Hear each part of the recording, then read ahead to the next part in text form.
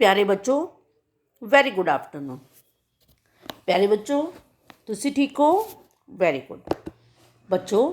अज असी पंजाबी पाठ पुस्तक दा पाठ 17 ठगी दा भूत करांगे। तुसी सारे बच्चे अपनी पंजाबी पाठ पुस्तक पाठ 17 निकाल लो। ठगी दा भूत। इस कहानी विच एक पखंडी साधु ਦੇ भेद ਨੂੰ ਖੋਲ੍ਹਿਆ ਗਿਆ ਹੈ ਜੋ ਭੂਤ ਬਣ ਕੇ ਲੋਕਾਂ ਨੂੰ ਠੱਗਦਾ ਸੀ। ਇਸ ਕਹਾਣੀ ਤੋਂ ਪ੍ਰੇਰਨਾ ਮਿਲਦੀ ਹੈ ਕਿ ਇਸ ਵਿਗਿਆਨਿਕ ਯੁੱਗ ਵਿੱਚ ਭੂਤਾਂ, ਚੁੜੇਲਾਂ ਆਦि ਵਹਿਮ ਭਰਮਾਂ ਲਈ ਕੋਈ ਥਾਂ ਨਹੀਂ ਹੈ। ਬੱਚੋ, ਇਸ ਕਹਾਣੀ ਵਿੱਚ ਇੱਕ ਪਖੰਡੀ ਸਾਧੂ ਹੈ। ਅੱਜ ਕੱਲ੍ਹ ਬੱਚੋ ਤੁਸੀਂ ਟੀਵੀ ਵਿੱਚ ਨਿਊਜ਼ ਵੇਖਦੇ ਹੋ, ਜਦੋਂ ਸਮਾਚਾਰ ਸੁਣਦੇ ਹੋ ਤੇ ਕਈ ਪਖੰਡੀ ਸਾਧੂ ਵੀ ਇਸੇ ਤਰ੍ਹਾਂ ਸਾਨੂੰ ਵੀ ਵਿਖਾਈ ਦਿੰਦੇ ਹਨ। ਇਸ ਪਾਠ ਵਿੱਚ ਅਸੀਂ ਇੱਕ ਪਖੰਡੀ ਸਾਧੂ ਦੇ ਭੇਦ ਦਾ ਵਰਣਨ ਕਰਾਂਗੇ। ਠੱਗੀ ਦਾ ਭੂਤ ਪਾਠ 17। ਬਹੁਤ ਪੁਰਾਣੀ ਗੱਲ ਹੈ। ਦੀਪ ਦੇ ਪਿੰਡ ਤੇ ਉਹਨਾਂ ਦੇ ਖੇਤਾਂ ਪਾਸੋਂ ਇੱਕ ਰਸਤਾ ਦੂਸਰੇ ਪਿੰਡ ਨੂੰ ਜਾਂਦਾ ਸੀ। ਤੁਸੀਂ ਸਾਰੇ ਬੱਚਿਆਂ ਨੇ ਇਸ ਪਾਠ ਨੂੰ ਧਿਆਨ ਨਾਲ ਸੁਣਨਾ ਹੈ ਤੇ ਆਪਣੀ ਮਾਈਂਡ ਰੀਡਿੰਗ ਕਰਨੀ ਹੈ, ਮਨ ਦੇ ਵਿੱਚ ਨਾਲ ਪੜ੍ਹਨਾ ਵੀ ਹੈ। ਬਹੁਤ ਪੁਰਾਣੀ ਗੱਲ ਹੈ। ਦੀਪ ਦੇ ਪਿੰਡ ਦੇ ਉਹਨਾਂ ਦੇ ਖੇਤਾਂ ਪਾਸੋਂ ਇੱਕ ਰਸਤਾ ਦੂਸਰੇ ਪਿੰਡਾਂ ਨੂੰ ਜਾਂਦਾ ਸੀ। ਦੂਸਰੇ ਪਿੰਡ ਦੇ ਲੋਕ ਸਵੇਰੇ ਸਵੇਰੇ ਠੰਡੇ ਹੀ ਸ਼ਹਿਰ ਨੂੰ ਸੌਦਾ ਪੱਤਾ ਲੈਣ ਲਈ, ਸੌਦਾ ਪੱਤਾ ਕੀ ਹੁੰਦਾ? ਸਮਾਨ ਲੈਣ ਲਈ ਚਲੇ ਜਾਂਦੇ ਕਰਦੇ ਸਨ ਅਤੇ ਦੁਪਹਿਰ ਹੋਣ ਤੱਕ ਵਾਪਸ ਆਪਣੇ ਪਿੰਡ ਨੂੰ ਮੁੜ ਜਾਇਆ ਕਰਦੇ ਸਨ। ਜਿਨ੍ਹਾਂ ਲੋਕਾਂ ਦੇ ਖੇਤ ਬੰਨੇ ਉਸ ਪਾਸੇ ਸਨ, ਉਹ ਵੀ ਉਸ ਰਾਸਤੇ ਖੇਤਾਂ ਵੱਲ ਜਾਂਦੇ ਸਨ। ਉਹਨਾਂ ਦਿਨਾਂ ਵਿੱਚ ਅੱਜ ਪਿੰਡਾਂ ਦੀ ਸੜਕਾਂ ਪੱਕੀਆਂ ਨਹੀਂ ਸਨ ਅਤੇ ਨਾ ਹੀ ਕੋਈ ਬੱਸਾਂ ਚੱਲਦੀਆਂ ਸਨ। ਅਕਸਰ ਲੋਕਾਂ ਨੂੰ ਪੈਦਲ ਤੁਰ ਕੇ ਹੀ ਸ਼ਹਿਰ ਆਉਂਦੇ ਅਤੇ ਪੈਦਲ ਹੀ ਵਾਪਸ ਜਾਂਦੇ ਸਨ। ਬੱਚੋ, ਬਹੁਤ ਪੁਰਾਣੀ ਗੱਲ ਹੈ। ਦੀਪ ਦੇ ਪਿੰਡ ਦੇ ਤੇ ਉਹਨਾਂ ਦੇ ਖੇਤਾਂ ਪਾਸੋਂ ਇੱਕ ਰਸਤਾ ਦੂਸਰੇ ਪਿੰਡ ਨੂੰ ਜਾਂਦਾ ਸੀ। ਦੂਸਰੇ ਪਿੰਡ ਦੇ ਲੋਕ ਸਵੇਰੇ ਸਵੇਰੇ ਹੀ ਸ਼ਹਿਰ ਵਿੱਚ ਸਮਾਨ ਲੈਣ ਲਈ ਚਲੇ ਜਾਂਦੇ, ਕਿਉਂਕਿ ਸਵੇਰੇ ਸਵੇਰੇ ਜ਼ਿਆਦਾ ਗਰਮੀ ਨਹੀਂ ਹੁੰਦੀ ਸੀ ਤੇ ਉਹ ਦੁਪਹਿਰ ਤੱਕ ਵਾਪਸ ਆਪਣੇ ਪਿੰਡ ਨੂੰ ਵਾਪਸ ਆ ਜਾਂਦੇ। ਜਿਨ੍ਹਾਂ ਲੋਕਾਂ ਦੇ ਖੇਤ ਬੰਨੇ ਉਸ ਪਾਸੇ ਸਨ, ਉਹ ਵੀ ਉਸੇ ਰਸਤੇ ਖੇਤਾਂ ਵੱਲ ਜਾਂਦੇ ਹੁੰਦੇ ਸਨ।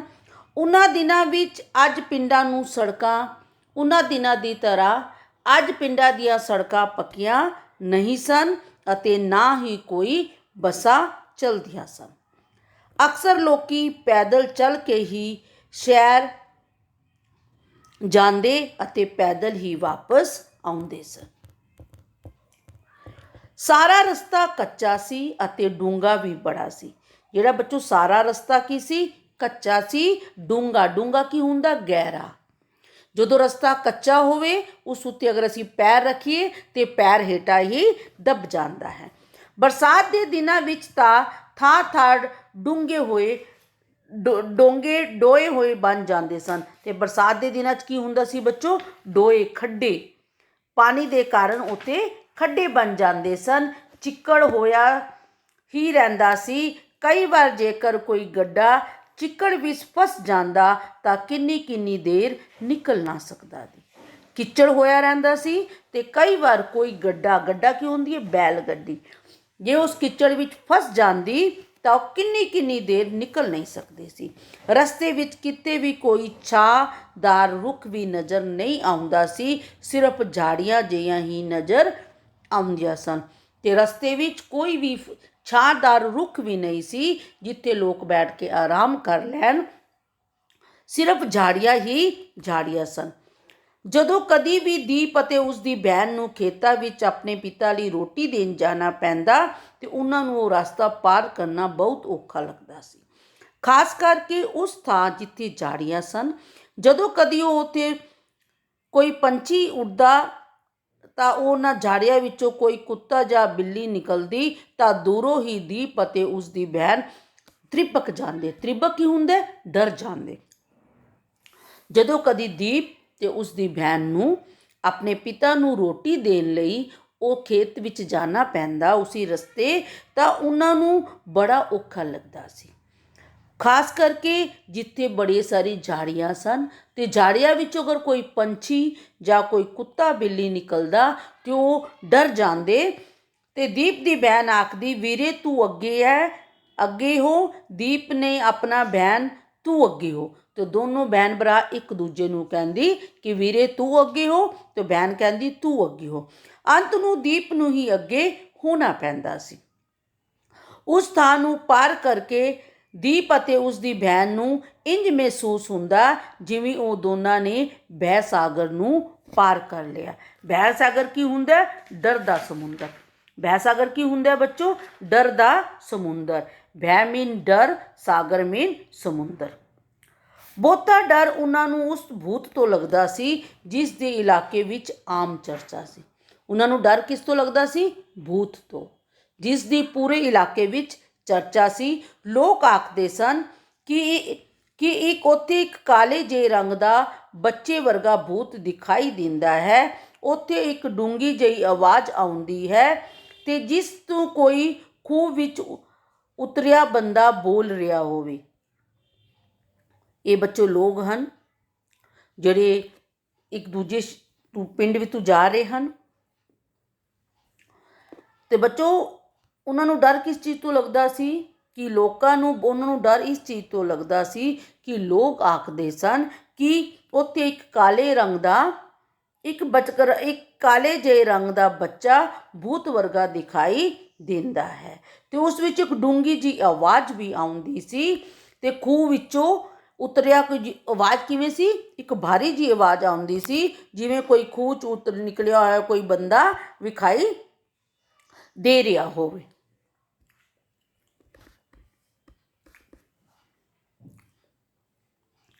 ਆਵਾਜ਼ ਕਹਿੰਦੀ, ਓ ਠਹਿਰੋ, ਮੈਨੂੰ ਭੁੱਖ ਲੱਗੀ ਏ।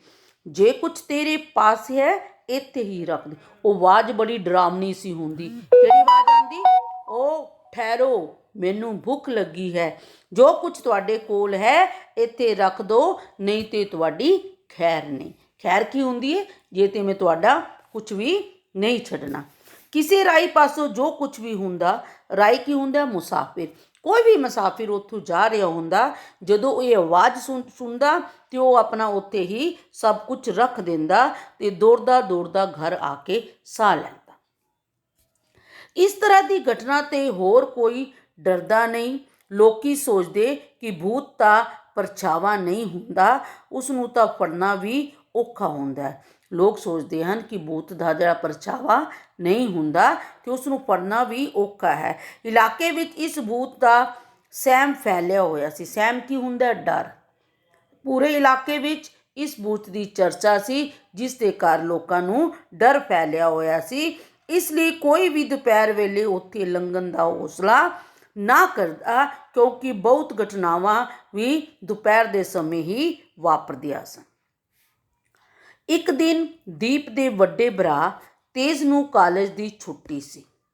ਉਸਨੇ ਕਿਹਾ, ਅੱਜ ਦੁਪਹਿਰ ਦੀ ਰੋਟੀ ਮੈਂ ਲੈ ਕੇ ਜਾਵਾਂਗਾ ਅਤੇ ਭੂਤ ਨੂੰ ਵੀ ਦੇਖਾਂਗਾ। ਇੱਕ ਦਿਨ ਕੀ ਹੋਇਆ ਬੱਚੋ? ਦੀਪ ਦੇ ਵੱਡਾ ਭਰਾ ਤੇਜ, ਜਿਹੜਾ ਕਾਲਜ ਵਿੱਚ ਪੜ੍ਹਦਾ ਸੀ, ਉਸਦੀ ਛੁੱਟੀ ਸੀ। ਅੱਜ ਉਹ ਦੁਪਹਿਰ ਦੀ ਰੋਟੀ ਉਸਨੇ ਕਿਹਾ ਮੈਂ ਲੈ ਕੇ ਜਾਵਾਂਗਾ ਤੇ ਭੂਤ ਨੂੰ ਵੀ ਦੇਖਾਂਗਾ। ਉਸਨੂੰ ਆਪਣੇ ਨਾਲ 2-3 ਸਾਥੀ ਵੀ ਲੈ ਲਏ। ਤੇਜ ਅੱਗੇ ਅੱਗੇ ਤੁਰਦਾ ਗਿਆ ਤੇ ਉਸਦੇ ਜਿਹੜੇ ਸਾਥੀ ਸਨ ਉਹ ਥੋੜ੍ਹੀ ਦੂਰੀ ਤੇ ਉਸਦੇ ਪਿੱਛੇ ਪਿੱਛੇ ਤੁਰਦੇ ਰਹੇ। ਜਦੋਂ ਉਹ ਝਾੜੀਆਂ ਦੇ ਨੇੜੇ ਪਹੁੰਚੇ ਤਾਂ ਇੱਕ ਕਾਲੇ ਰੰਗ ਦਾ ਬੱਚੇ ਵਰਗਾ ਡਰਾਵਣਾ ਉਸਦੇ ਪੈਰਾਂ ਵਿੱਚ ਆ ਡਿੱਗਾ। ਇੱਕਦਮ ਵਾਪਸ ਪਿੱਛੇ ਚਲਿਆ ਗਿਆ। ਜਦੋਂ ਝਾੜੀਆਂ ਦੇ ਨੇੜੇ ਪਹੁੰਚੇ ਬੱਚੋ, ਤਾਂ ਇੱਕ ਕਾਲੇ ਰੰਗ ਦਾ ਬੱਚੇ ਵਰਗਾ ਡਰਾਵਣਾ ਉਸਦੇ ਪੈਰਾਂ ਦੇ ਅੱਗੇ ਆ ਡਿੱਗਾ ਤੇ ਇੱਕਦਮ ਵਾਪਸ ਪਿੱਛੇ ਚਲਾ ਗਿਆ। ਉਸ ਤੋਂ ਬਾਅਦ ਇੱਕ ਡੂੰਘੀ ਆਵਾਜ਼ ਆਈ, ਮੈਂ ਕਈ ਦਿਨ ਤੋਂ ਭੁੱਖਾ ਹਾਂ, ਰੋਟੀ ਖਾਣੀ ਹੈ। ਰੋਟੀ ਇੱਥੇ ਹੀ ਰੱਖ ਦੋ, ਨਹੀਂ ਤਾਂ ਤੇਰੀ ਜਾਨ ਲੈ ਲਵਾਂਗਾ। ਤੇਜ ਨੇ ਰੋਟੀ ਉੱਥੇ ਹੀ ਰੱਖ ਦਿੱਤੀ ਤੇ ਆਪ ਵੀ ਉੱਥੇ ਹੀ ਖੜੇ ਰਹੇ। ਫਿਰ ਉਹ ਕੁਛ ਉਡੀਕਦਾ ਰਿਹਾ, ਪਰ ਕੁਛ ਵੀ ਨਾ ਹੋਇਆ।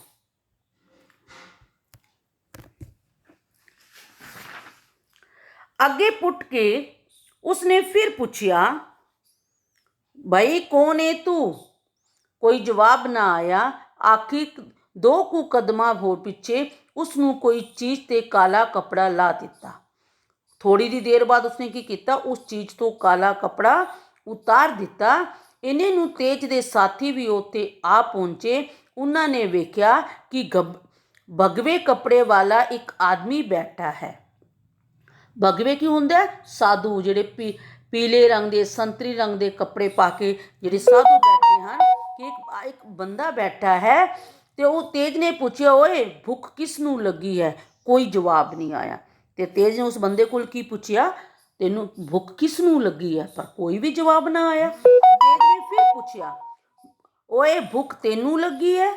ਉਹ ਫਿਰ ਨਾ ਬੋਲਿਆ। ਤੇਜ ਨੇ ਫਿਰ ਉਸਨੂੰ ਪੁੱਛਿਆ ਕਿ ਭੁੱਖ ਤੈਨੂੰ ਲੱਗੀ ਹੈ? ਉਹ ਫਿਰ ਵੀ ਨਾ ਬੋਲਿਆ। ਤੇਜ ਨੂੰ ਗੁੱਸਾ ਚੜ ਗਿਆ। ਤੇਜ ਨੇ ਉਸਨੂੰ ਪਛਾਣ ਲਿਆ ਕਿ ਇਹ ਪਖੰਡੀ ਸਾਧੂ ਹੈ। ਕੌਣ ਹੈ? ਜਿਹੜਾ ਭੂਤ ਸੀ ਉਹ ਕੌਣ ਹੈ? ਪਖੰਡੀ ਸਾਧੂ ਹੈ। ਉਵੇਂ ਤੈਨੂੰ ਦੇਵਾਂ ਰੋਟੀ? ਉਸਨੇ ਕਿਹਾ। ਤੇਜ ਨੇ ਉਸਨੂੰ ਕੀ ਕਿਹਾ, ਪਖੰਡੀ ਸਾਧੂ ਨੂੰ, ਓਏ ਤੈਨੂੰ ਰੋਟੀ ਦੇਵਾਂ?